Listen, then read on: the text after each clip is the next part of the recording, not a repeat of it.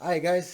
Well, here's the lecture part. This is all about developing a research question. The research, and then the next video will be the research process. And the third video will be the research design. So let's go in. Let's go into this. All right. So here's kind of the overview of what we'll be going over in this week. Right. We're gonna narrow down from the topic. We're gonna go over what's a unit of analysis, what's the process of research. That will be the next video, and then accessing databases and articles, and then the last one will be types of research designs. So those will be the other two videos. But in this video, we're going over the first part is narrowing it down from a topic to a research question. Okay, so it basically starts very broad. You're starting with a broad area. So that's why we started at the beginning of the class with discussion one, where I asked you, what is your interest? Guess what? That's your broad area. That's your general topic. So a lot of you guys, some of you guys said, oh man, I'm interested in crime, or I'm interested in politics, or I'm interested in, sociology, mental health. That is your broad area. So you start with that's the beginning of it. That's why we started with this with last week. So your broad area, you go to that. Then you go to a general topic within that area, right? Like one way that will help you do it is kind of boil down like how would I measure it, or how would I test it? What would be some hypothesis I have, right? Like what are some hunches that I have? You know what I mean? So for example, I really like football. So I'm just throwing this out there. So say broad area, I'm interested in football and National Football League, right? And then general topic is like, man, who's the best quarterback in the football league? Then I would come up with like a hypothesis. You know what? I really think that a good quarterback is, like someone like Patrick Mahomes that can run around and throw the ball, stuff like that. You come up with a little hunch and you say, oh, I think a good quarterback has these type of qualities. That makes sense. That's when it comes to that. So you're gonna do the same thing when it comes to this research question.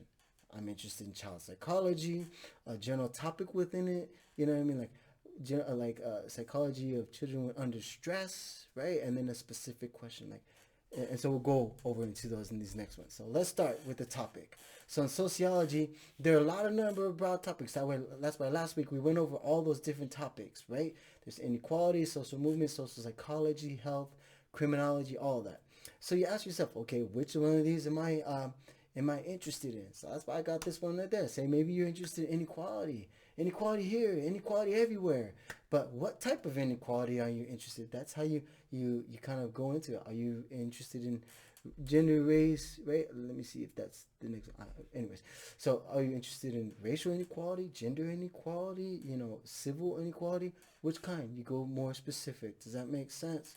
So you get broad topic and you kind of move it down. So start first with what you got last week, the broad things that you're interested in, and then we're gonna cut it down into something more specific, like is it what kind of gender in it? We'll go over that. Okay, so you start with your topic.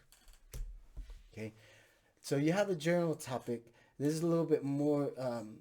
So you're a little bit more specific in that area. So say you're interested in education, like me. Then you might go into something specific within education. And for me, you might want to be, I'm interested in inequality in education, right? Like, why are some people very good and some people don't do very good in education? So what might be some general topics within that? So on the slide, I had like, what are some topics in health if you're interested in?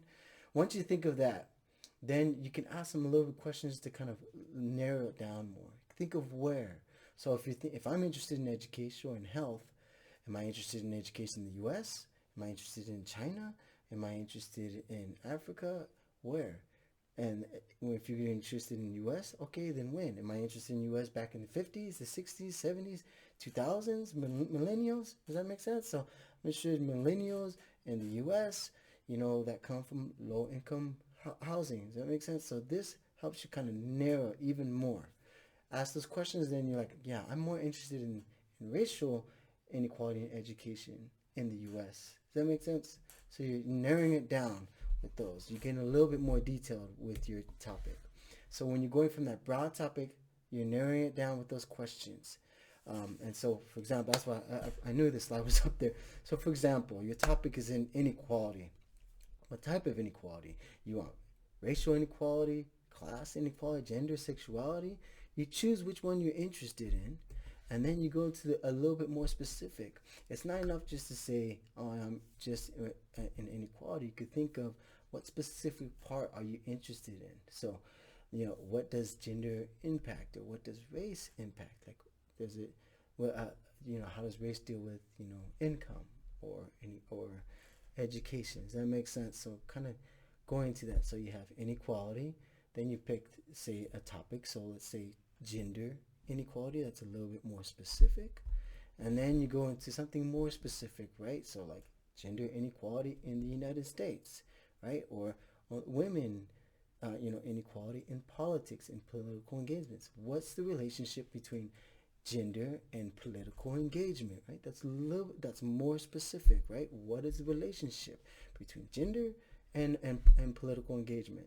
See, gender, the independent variable, political engagement would be the dependent variable. So if you're doing that assignment, you come up with this question, then you say my independent and my dependent variable. So you could look at how, you could look at different levels, right? You can say, well, am I interested at the state level, at the national level of voting, right? Of local level.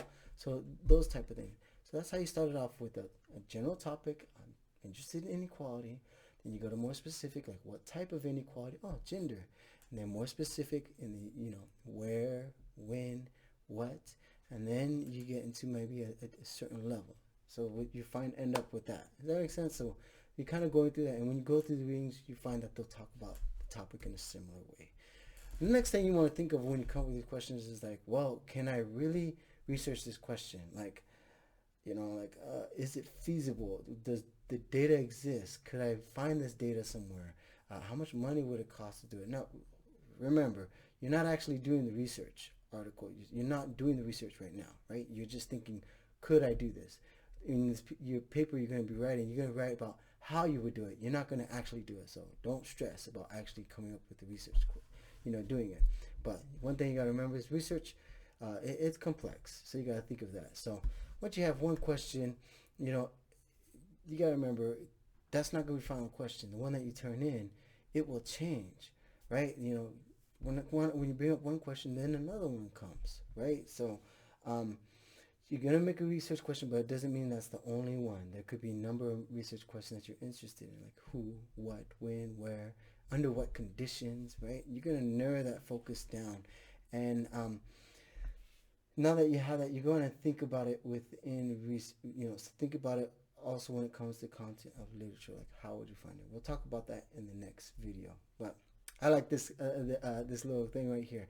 I don't always formulate research questions, but when I do, it takes me several attempts. And that's true. Like, it really does. It, come up one, and then after you read a little bit more, then you're like, oh, they've talked about some of this. Let me change it a little bit. Does that make sense? Okay, collecting data.